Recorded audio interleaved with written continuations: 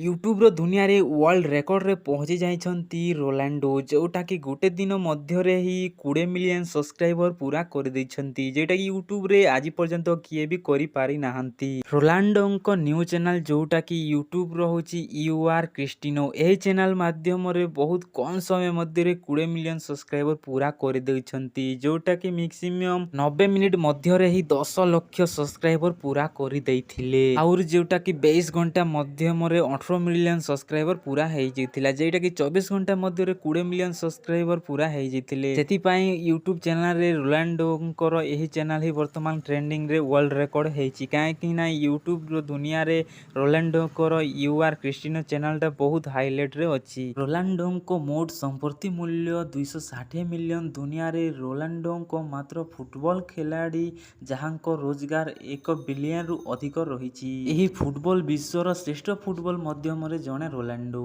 Thank you ଭାଇ, ମୋ ଭିଡ଼ିଓକୁ ଲାଷ୍ଟ ପର୍ଯ୍ୟନ୍ତ ଦେଖିବା। ମୋ ଚ୍ୟାନେଲରେ ନୂଆ ଆସିଲେ ଚ୍ୟାନେଲକୁ ସବସ୍କ୍ରାଇବ କରିଦିଅ, ଭିଡ଼ିଓକୁ ଲାଇକ୍ ସେୟାର କରିଦିଅ।